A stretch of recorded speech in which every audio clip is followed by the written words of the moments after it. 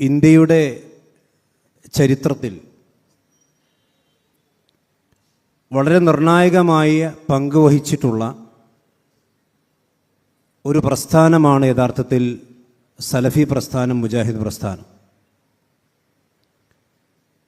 അതിൻ്റെ ഇന്നുവരെയുള്ള പ്രവർത്തനങ്ങളെടുത്ത് പരിശോധിച്ചു നോക്കിയാൽ സമൂഹത്തെ ബാധിക്കുന്ന ഏത് തരത്തിലുള്ള ജീർണതകളെയും, അത് വിശ്വാസപരമാണെങ്കിലും ആചാരപരമാണെങ്കിലും രാഷ്ട്രീയമാണെങ്കിലും ഏത് വിഷയത്തിലുള്ളതാണെങ്കിലും അതിനെ വളരെ പക്വതയോടുകൂടിയും ചടുലമായും പ്രതികരിക്കുക എന്നുള്ളതാണ് മുജാഹിദ് പ്രസ്ഥാനത്തിൻ്റെ നാളിതുവരെയുള്ള ചരിത്രങ്ങൾ നമ്മെ ഓർമ്മപ്പെടുത്തുന്നത്.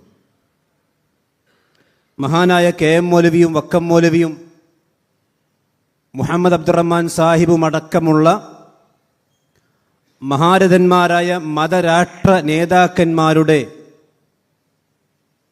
ചിന്തകളിലൂടെയും പ്രവർത്തനങ്ങളിലൂടെയുമാണ് ഈ പ്രസ്ഥാനം കടന്നു വന്നിട്ടുള്ളത്.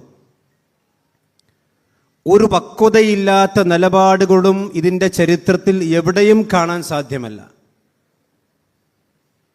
ഈ വിവാദം വന്ന സന്ദർഭത്തിൽ ചില ആളുകളുടെ പ്രതികരണങ്ങൾ നിങ്ങൾ അപക്വമായിട്ടാണ് പ്രതികരിച്ചിട്ടുള്ളത്, കുറച്ചുകൂടി അവധാനത നിങ്ങൾക്ക് കാണിക്കാമായിരുന്നു എന്നൊക്കെയുള്ള പ്രതികരണങ്ങൾ നമുക്ക് കേൾക്കാനിട വന്നു. യഥാർത്ഥത്തിൽ മുജാഹിദ് പ്രസ്ഥാനം അന്നും ഇന്നും എന്നും ഒരു കാര്യത്തിൽ പ്രതികരിക്കുന്നത് അതിൻ്റെ മുന്നിലും പിന്നിലും 4 ഭാഗത്തേക്കും നോക്കി 100 തവണ ആലോചിച്ച് കൂടിയാലോചിച്ച് തന്നെയാണ് പ്രതികരിക്കാറുള്ളത്. ഈ വിഷയത്തിലും അങ്ങനെ തന്നെയാണ് എന്നുള്ള കൃത്യമായി തെളിവുകൾ സഹിതം ഇവിടെ കണ്ടു കഴിഞ്ഞു. ഈ സൂംബ വിവാദം എന്നുള്ളത് ഒരു കടലിൽ പൊങ്ങി നിൽക്കുന്ന ഐസ്ബർഗ് മാത്രമാണ്. അതിൻ്റെ ഒരു തല കണ്ട് അത് ഇത്രമാത്രം വലിയ അപകടകരമായ കാര്യമാണോ എന്ന് തെറ്റിദ്ധരിച്ച ആളുകൾക്ക് ഇന്നത്തെ ഈ പരിപാടി ഇവിടെ അവസാനിക്കുമ്പോൾ അതിൻ്റെ ആഴവും പരപ്പും അത് സമൂഹത്തെ എത്രമാത്രം ഗ്രസിക്കാനിരിക്കുന്ന വലിയൊരു മാരകമായ ക്യാൻസറാണ് എന്നുള്ളതിൻ്റെ ബുദ്ധിയുള്ള ആളുകൾക്ക് മനസ്സിലാക്കാനുള്ള എമ്പാടും തെളിവുകൾ ഇവിടെ നിരത്തിക്കഴിഞ്ഞു. സഹോദരന്മാരെ, മുജാഹിദ് പ്രസ്ഥാനത്തെ സംബന്ധിച്ചിടത്തോളം അതിൻ്റെ പ്രതികരണങ്ങൾ തീർത്തും ജനാധിപത്യപരമായിരിക്കും. ആരോടും ഒരു അക്രമത്തിൻ്റെ സ്വഭാവത്തിലോ അതല്ലെങ്കിൽ വർഗീയത ഇളക്കിവിടുന്ന സ്വഭാവത്തിലോ ഒരു പൊതുമുതൽ നശിപ്പിച്ചുകൊണ്ടോ ഇതിൻ്റെ പ്രതികരണങ്ങൾ എവിടെ നിങ്ങൾക്ക് കാണാൻ സാധ്യമല്ല. അതിൻ്റെ നേതാക്കന്മാർ ഏതെങ്കിലും സ്കൂളുകൾ കയറി ആളുകളെ വെട്ടിക്കൊന്നിട്ടില്ല. നിയമസഭയുടെ അകത്ത് കയറി അതിൻ്റെ ഡെസ്കുകൾ കേടുവരുത്തിയിട്ടില്ല. അത്തരത്തിൽ അപക്വമായ പ്രതികരണങ്ങൾ ഈ പ്രസ്ഥാനത്തിൻ്റെ ചരിത്രത്തിൽ എവിടെയുമില്ല.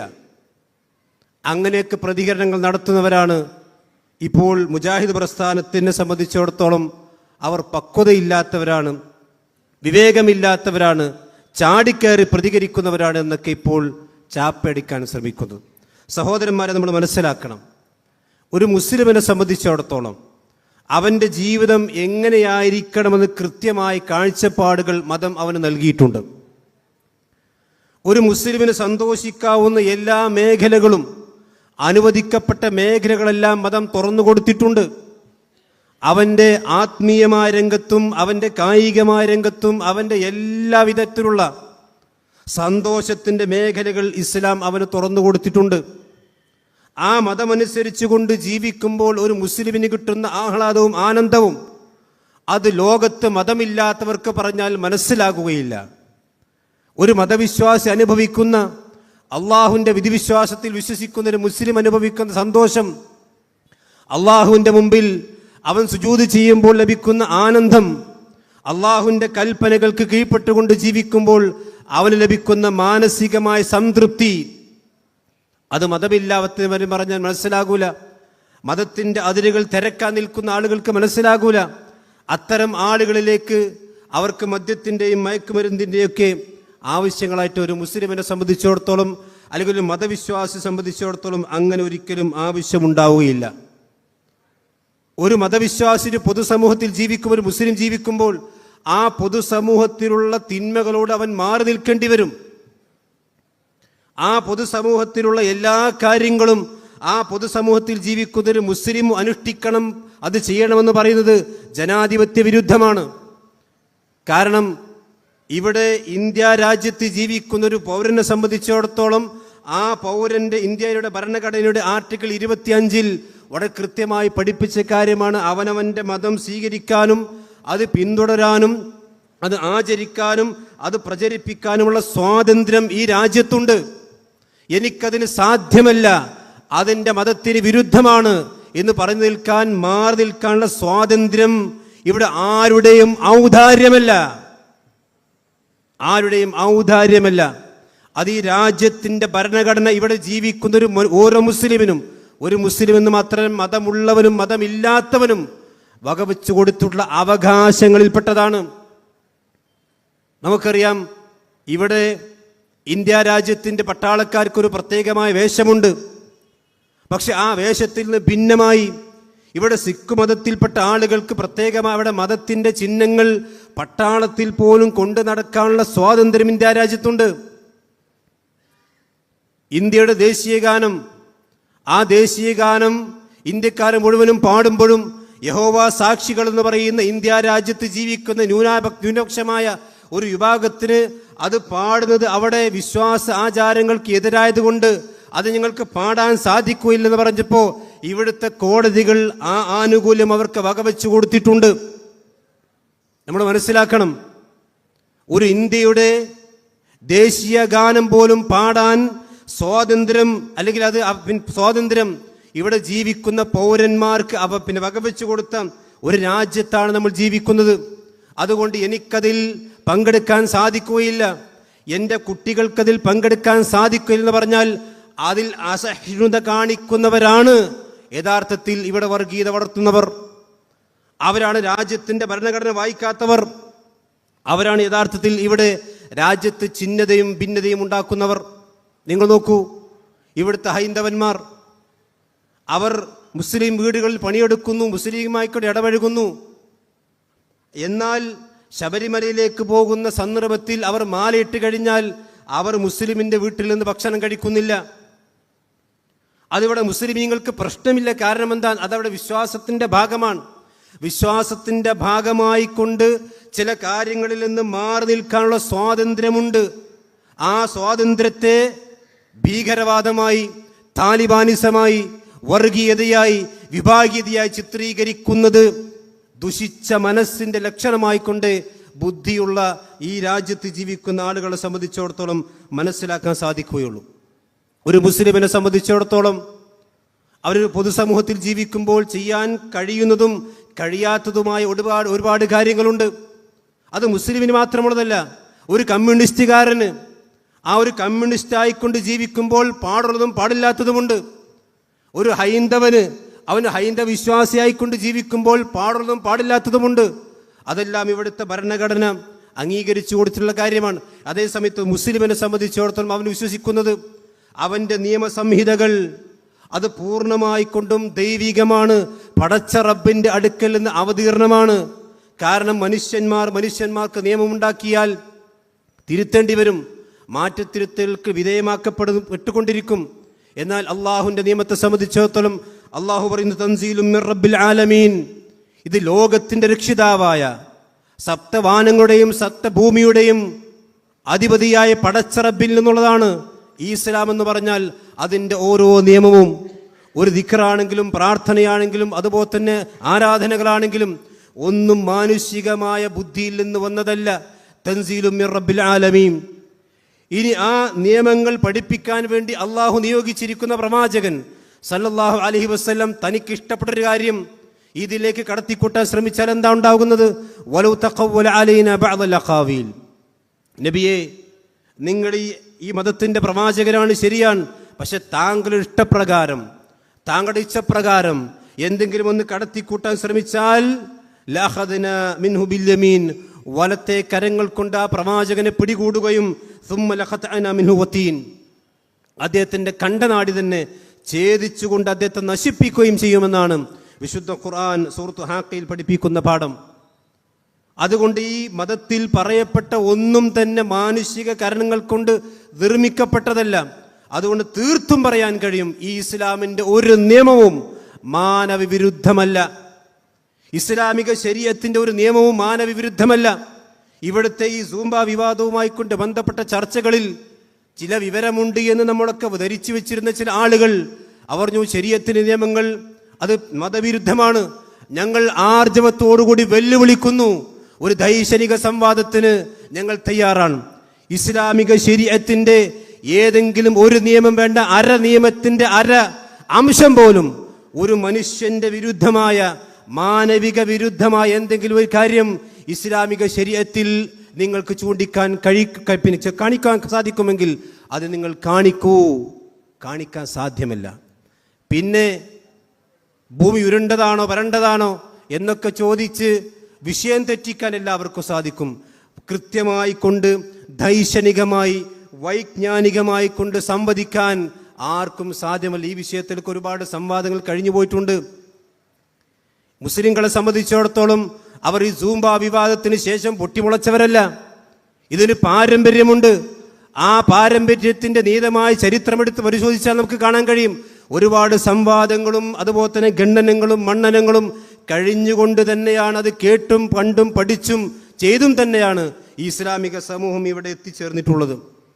അതുകൊണ്ട് ചില ആളുകൾ പറഞ്ഞു ഇത് സ്ത്രീകൾ അടിച്ചമർത്തും. നമ്മൾ കേട്ടല്ലോ, സ്ത്രീകൾ അടിച്ചമർത്തുന്നില്ല.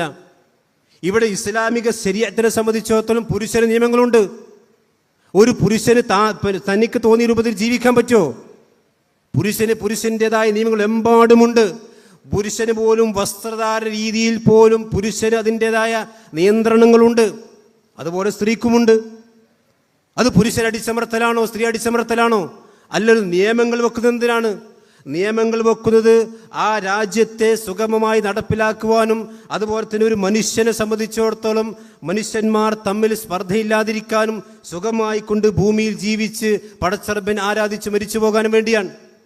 ആ നിയമങ്ങൾ ഒരിക്കലും തന്നെ ഒരു മുസ്ലിമിനെ സംബന്ധിച്ചിടത്തോളം തെറ്റിക്കാൻ കഴിയുകയില്ല. ചില ആളുകൾ ചോദിക്കും, എന്തൊരു കാടൻ നിയമമാണ്, നിങ്ങൾക്ക് 6ാം നൂറ്റാണ്ടിൽ നിന്ന് വണ്ടി കിട്ടാത്തവരല്ലേ? ഞങ്ങൾ ചോദിക്കുന്ന, ഒരു നിയമം വെച്ച് ഒരു മതത്തിന്റെ നിയമമാണെങ്കിൽ ആ നിയമം ഞങ്ങൾക്ക് ലംഘിക്കാൻ സാധിക്കുകയില്ലെന്ന് പറഞ്ഞാൽ അതെങ്ങനെയാണ് 6ാം നൂറ്റാണ്ടിൽ നിന്ന് വണ്ടി കിട്ടാതെയാകുന്നത്? ഞാൻ ചോദിക്കുന്നു ഇവരോട്, ഇവിടുത്തെ ഇന്ത്യയുടെ സുപ്രീം കോർട്ടിൽ അവിടുത്തെ ജഡ്ജിമാർ ഒരു പ്രത്യേക യൂണിഫോം അണിഞ്ഞുകൊണ്ട് മാത്രമേ അവർക്ക് കോർട്ടിലേക്ക് വരാൻ പറ്റുകയുള്ളൂ.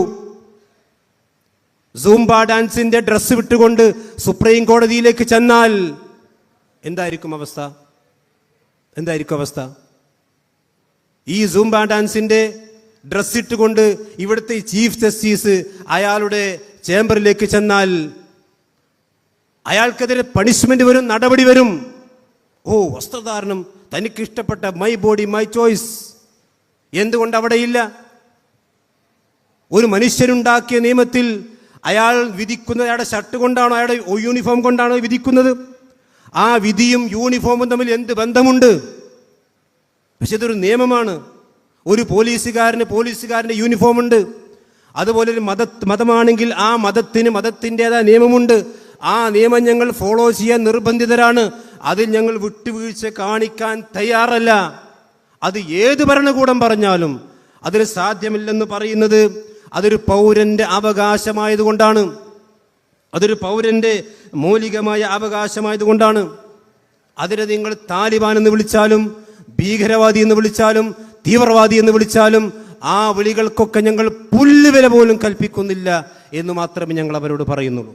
ഇതൊന്നും ഞങ്ങൾക്ക് പുത്തരിയായ സംഗതികളെ അല്ല. ഈ വിളികളൊക്കെ ഞങ്ങൾ ഒരുപാട് കേട്ടിട്ടുണ്ട്. ഇതിനു മുമ്പ് ഞങ്ങളുടെ മുൻഗാമികൾ കേട്ടിട്ടുണ്ട്. ഞങ്ങളുടെ വേദഗ്രന്ഥമായ പരിശുദ്ധ ഖുർആൻ തന്നെ ഒരു ആയത്ത് ഞാൻ ഓതി കേൾപ്പിക്കാം. വിശുദ്ധ ഖുർആൻ സൂറത്ത് അൽ-അൻഫാലിൽ പറയുന്നു, ലതുബ്ലഉന്ന ഫി അംവാലികും വഅൻഫുസികും. നിങ്ങളുടെ സമ്പത്ത് നിങ്ങൾക്ക് പരീക്ഷണങ്ങൾ വരും, നിങ്ങളുടെ ദേഹങ്ങൾ നിങ്ങൾക്ക് പരീക്ഷണങ്ങൾ വരും. വലതസ്മഉന്ന, നിങ്ങൾ കേൾക്കുക തന്നെ ചെയ്യും, നിങ്ങൾക്ക് കേൾക്കേണ്ടി വരും. മിനല്ലദീന ഊതുൽ കിതാബ മിൻ ഖബ്ലികും, നിങ്ങൾക്ക് മുമ്പ് വേദഗ്രന്ഥം നൽകപ്പെട്ട ജൂതക്രിസ്ത്യാനികളിൽ നിന്നും വമിനല്ലദീന അശ്റകൂ, ശിർക്ക് ചെയ്യുന്നവരിൽ നിന്നും അദൻ കസീറ, ധാരാളം കുത്തുവാക്കുകൾ. ആക്ഷേപങ്ങൾ, അപഹാസ്യങ്ങൾ നിങ്ങൾ കേൾക്കുക തന്നെ ചെയ്യും. ഇതൊന്നും ഞങ്ങൾക്ക് പുത്തിരിയുള്ള സംഗതിയല്ല. ഒരു ഭീകരവാദി എന്ന് വിളിക്കുമ്പോഴേക്കും, ഞങ്ങളെ താലിബാനിലേക്ക് ഫ്ലൈറ്റ് അയക്കുമ്പോഴേക്കും, അല്ലെങ്കിൽ ഞങ്ങളെ മറ്റെവിടേക്കും വണ്ടി കയറ്റുമ്പോഴേക്കും, അങ്ങനെ ഒരുപാട് വണ്ടികൾ കയറിയത് തന്നെയാണ് ഞങ്ങൾ. വലതസ്മഉന്ന, നിങ്ങൾ കേൾക്കേണ്ടി വരും. അല്ലാഹു പറയുന്നു വഇൻ തസ്ബിറു, നിങ്ങൾ ക്ഷമിക്കുകയും, വത്തഖൂ, നിങ്ങൾ അല്ലാഹുവിന്റെ മാർഗത്തിൽ ഉറച്ചു നിൽക്കുകയും ചെയ്യുകയാണെങ്കിൽ, അതാണ് വിസ്ഡം എടുത്ത നിലപാട്. താലിബാൻ വിളികൾ കൊണ്ട് ഞങ്ങളുടെ മുട്ട് വിറക്കാൻ പോകുന്നില്ല. അങ്ങനെ വിറക്കുന്ന മുട്ടുകളല്ല ഞങ്ങൾക്കുള്ളത്. അത് ഈ ആദർശം ഞങ്ങൾക്ക് നൽകിയ ആർജവമാണ്. അല്ലാഹു പറയുന്നു വഇന്ന ദാലിക മിൻ അസ്മിൽ ഉമൂർ, അത് തന്നെയാണ് ഈ വിഷയത്തിൽ കൃത്യമായ നിലപാടുകൾ, ആർജവമുള്ള നിലപാട്. അതാണ് മഹാനായ റസൂലുള്ളാഹി സ്വല്ലല്ലാഹു അലൈഹി വസല്ലം ആ പ്രവാചകന്റെ കാലഘട്ടത്തിൽ ഇതിനേക്കാൾ വലിയ സംഭവങ്ങൾ ഉണ്ടായിട്ടുണ്ട്. ഏറ്റവും വലിയ ബുദ്ധിമാനായ പ്രവാചകനെ ബുദ്ധിയില്ലാത്തെന്ന് വിളിച്ച ആളുകൾ ഉണ്ടായിട്ടുണ്ട്, ഭ്രാന്തനെന്ന് വിളിച്ചിട്ടുണ്ട്. ആ പ്രവാചകന്റെ മദീനയെ അന്നുള്ള ശത്രുക്കൾ മുഴുവൻ ശത്രുക്കളും വളഞ്ഞു. അവിടെയുള്ള കപടവിശ്വാസികൾ, ഒറ്റുകാർ, അന്നുമുണ്ടായിരുന്നു ചില ഒറ്റുകാർ. മുസ്ലിം സമുദായത്തിന്റെ ഉള്ളിൽ നിന്ന് കോടാലി കണിയെടുക്കുന്ന ഒറ്റുകാരെന്തുമുണ്ട്. അവർ പറഞ്ഞു അല്ലദീന ഖാല ലഹുമുന്നാസ് ഇന്നന്നാസ ഖദ് ജമഉ ലക്കും ഫഖ്ശൗഹും.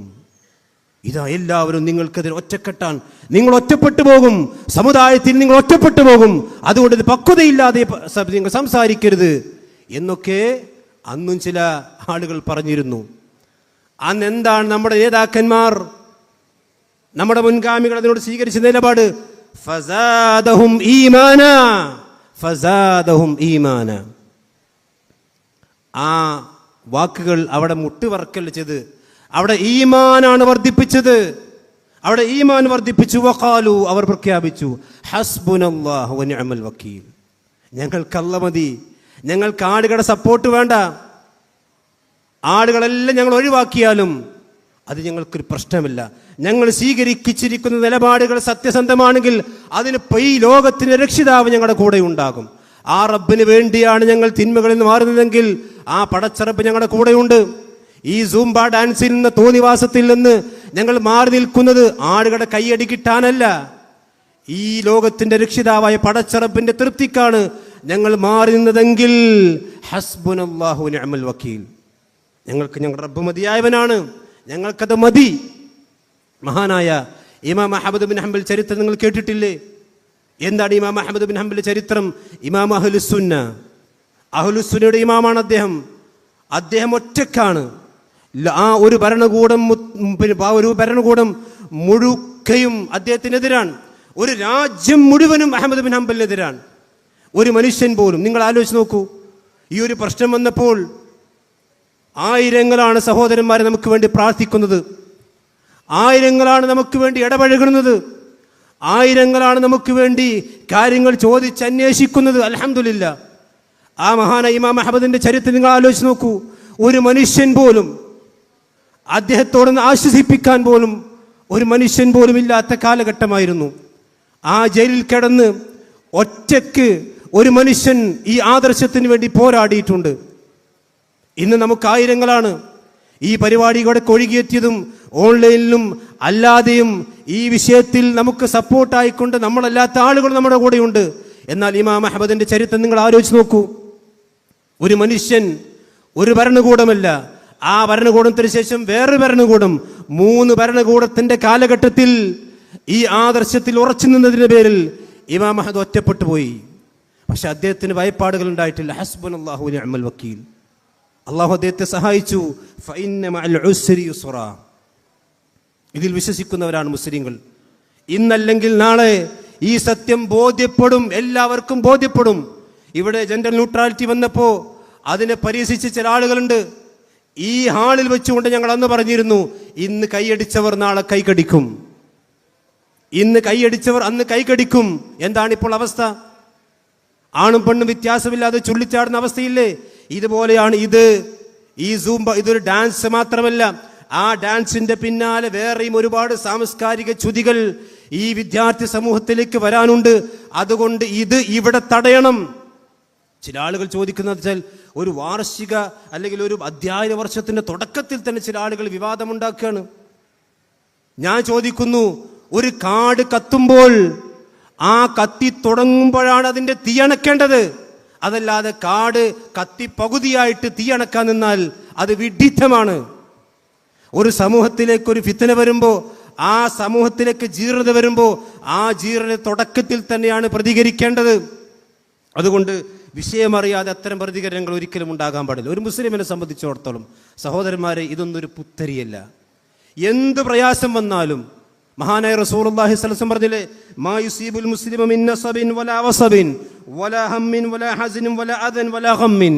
ഒരു മുസ്ലിമിനെ സംബന്ധിച്ച് ഒരു ടെൻഷൻ, ഒരു പ്രയാസം, ഒരു മാനസിക സംഘർഷം, എന്തുമണ്ട ഒരു മനസ്സിന് ഒരു പ്രയാസം, അത് വന്നാൽ പോലും ഹത്ത ശൗക യുശാക്കുഹ, അവൻ്റെ നടന്നു പോകുന്ന വഴിയിൽ വെച്ചുകൊണ്ട് ഒരു മുള്ള് പോലും തറച്ചാൽ, ഒരു മുള്ള് തറച്ചാൽ പോലും ഇല്ലാ കഫറല്ലാഹു ബിഹാ മിൻ ഖത്തായാഹു, അതൊരു മുസ്ലിമിന് അനുഗ്രഹമാണ്, അതവന് പാപങ്ങൾ പൊറുക്കപ്പെടാൻ കാരണമാണെന്ന് മഹാനായ റസൂലുള്ളാഹി സ്വല്ലല്ലാഹു അലൈഹി വസല്ലം പഠിപ്പിച്ചിട്ടുണ്ട്. അതിൽ വിശ്വസിക്കുന്നവരാണ് ഞങ്ങൾ. അതുകൊണ്ട് ഞങ്ങളെ തീവ്രവാദിയാക്കിയിട്ട് ഈ ആശയം നിങ്ങൾക്ക് നടപ്പാക്കാൻ സാധിക്കുന്നൊക്കെ അതൊക്കെ സ്വപ്നത്തിൽ കണ്ടാൽ മതി. ഞങ്ങൾ അങ്ങനെ ഈ ഉമ്മത്ത് എന്ന് പറഞ്ഞാൽ മുഹമ്മദ് അബ്ദുറഹ്മാൻ സാഹിബിൻ്റെയും ഈ മൂതുമൂലിയുടെയൊക്കെ പാരമ്പര്യമുള്ള ബ്രിട്ടീഷുകാരൻ്റെ ചങ്കൂറ്റത്തിന് മുന്നിൽ മുട്ടുമുട്ടവറക്കാത്തവർ, ഇത്തരം ആളുകളെ ഈ ഉമ്മാക്കി കേടി പേടിപ്പിച്ചാലൊന്നും ഈ ആദർശത്തെയും ഈ മുന്നേറ്റത്തെയും ഒരിക്കലും തടയിടാൻ സാധിക്കില്ല. സഹോദരന്മാരെ, നമ്മൾ മനസ്സിലാക്കണം. ഇവിടെ ഒരു മുസ്ലിമിനെ സംബന്ധിച്ചിടത്തോളം കൃത്യമായ, ഇവിടെ പറഞ്ഞു അതിർവരമ്പുകളുണ്ട്. ആ അതിർവരമ്പുകളുടെ കാരണം കൊണ്ടാണ് ഞങ്ങൾ ഇതിൽ നിന്ന് മാറി നിൽക്കുന്നത്. ഇത് ആരോടുമുള്ള മതവിദ്വേഷം വരുത്താനുള്ളതല്ല. ഇത് ആരോടും ഞങ്ങൾ യുദ്ധത്തിന് വന്നതല്ല. ഞങ്ങൾ ആരോടും യുദ്ധത്തിന് വരാനും ഉദ്ദേശിക്കുന്നില്ല. ഞങ്ങളെ സംബന്ധിച്ചിടത്തോളം ഞങ്ങളുടെ പടച്ചറബിൻ്റെ ദീൻ അത് സ്വീകരിക്കാൻ ഇവിടെ ഭരണഘടന ഞങ്ങൾക്ക് തന്ന സ്വാതന്ത്ര്യമുണ്ട്. ആ സ്വാതന്ത്ര്യത്തെ ഹനിക്കാൻ ഞങ്ങൾ ആരെയും സമ്മതിക്കുകയില്ല. അതിന് ഏതറ്റം വരെ പോകാനും നിയമപരമായി കൊണ്ടുപോകാനും ഞങ്ങൾ തയ്യാറെന്ന് മനസ്സിലാക്കണം. സഹോദരന്മാരെ, ഇതൊരു മുസ്ലിം വിഷയം മാത്രമല്ല, ഇതൊരു ഇസ്ലാമിക് ഓർഗനൈസേഷൻ്റെ ഒരു വിഷയമല്ല, ഇതിവിടുത്തെ മുസ്ലിം സമുദായത്തിൻ്റെ വിഷയമല്ല, ഇത് ഈ രാജ്യത്തിൻ്റെ വിഷയമാണ്. കാരണം ഇവിടുത്തെ പൊതുവിദ്യാലയങ്ങൾ പഠിക്കുന്നത് ഇസ്ലാമിക് ഓർഗനൈസേഷൻ്റെ മാത്രം കുട്ടികളല്ല, ഇവിടുത്തെ മുസ്ലിം കുട്ടികൾ മാത്രമല്ല, ഇവിടുത്തെ എല്ലാ ആളുകളുടെയും മക്കൾ ഇവിടെ പഠിച്ചുകൊണ്ടിരിക്കുന്നു. ആ മക്കളുടെ സാംസ്കാരിക നിലവാരത്തിനെയാണ് തുരങ്കം വെക്കുന്ന പ്രവർത്തനമാണ് ഇവിടെ നടന്നുകൊണ്ടിരിക്കുന്നത്. അതുകൊണ്ട് അതിനെതിരെ പ്രതികരിക്കുമ്പോൾ ജനാധിപത്യ രാജ്യത്ത് ഒരു ഏകാധിപതിയെ പോലെ പ്രതികരിക്കുക എന്നുള്ളത് ജനാധിപത്യത്തിലെ ഭരണകൂടത്തിന് ഒരിക്കലും ചേർന്നല്ല എന്ന് മാത്രമേ സൂചിപ്പിക്കാനുള്ളൂ. സഹോദരൻ, ഞാൻ അവസാനിപ്പിക്കാൻ, നിങ്ങൾ ആലോചിച്ച് നോക്കൂ, ഇവിടെ ലഹരിക്കെതിരെയാണ് ഇവിടെ ഡാൻസ് കളിക്കാൻ തീരുമാനിച്ചിരിക്കുന്നത്. ശരി, സ്കൂളിൽ നിന്ന് ഈ ലഹരിക്കെതിരെ ഡാൻസ് കളിച്ച് ക്ഷീണിച്ച് ഒരു വിദ്യാർത്ഥി വീട്ടിലേക്കെത്തുമ്പോൾ എന്താണ് അവൻ കാണുന്നത്? ഇതാ അച്ഛൻ അടുത്ത ബീവറേജിൽ നിന്ന് വെള്ളമടിച്ച് അമ്മയെ അടിക്കുന്നു.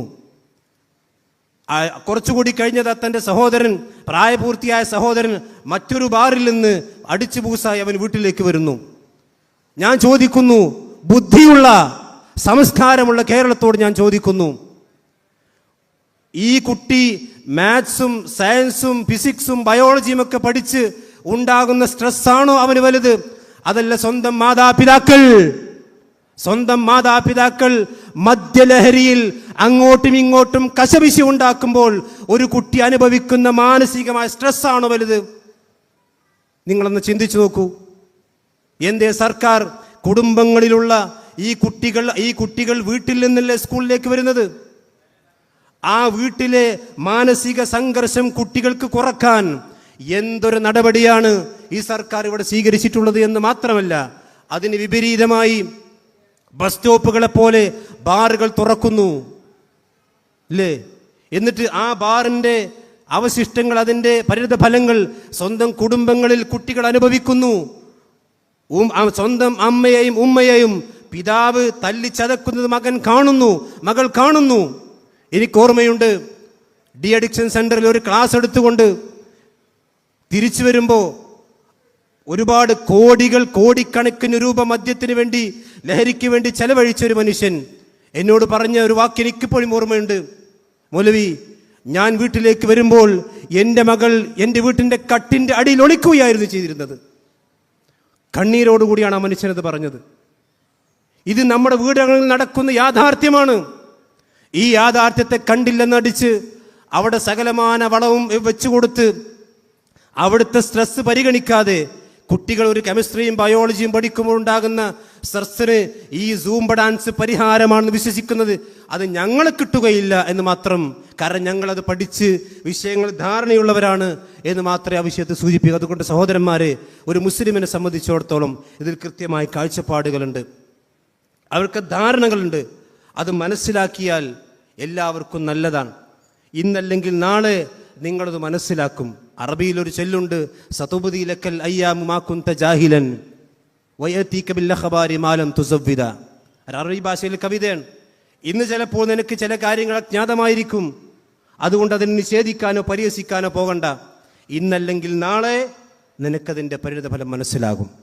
അതുകൊണ്ട് മദ്യത്തിനെതിരെയുള്ള സകല നീക്കങ്ങൾക്കും, എല്ലാ നീക്കങ്ങൾക്കും ഇസ്ലാമിക് ഓർഗനൈസേഷൻ്റെ അകമഴിഞ്ഞ പിന്തുണ, അത് ഗവൺമെൻറ് ആയിരുന്നാലും ആരായിരുന്നാലും ഞങ്ങൾക്കുണ്ട്. പക്ഷേ അത് ബുദ്ധിപരമായിരിക്കണം, ക്രിയാത്മകമായിരിക്കണം.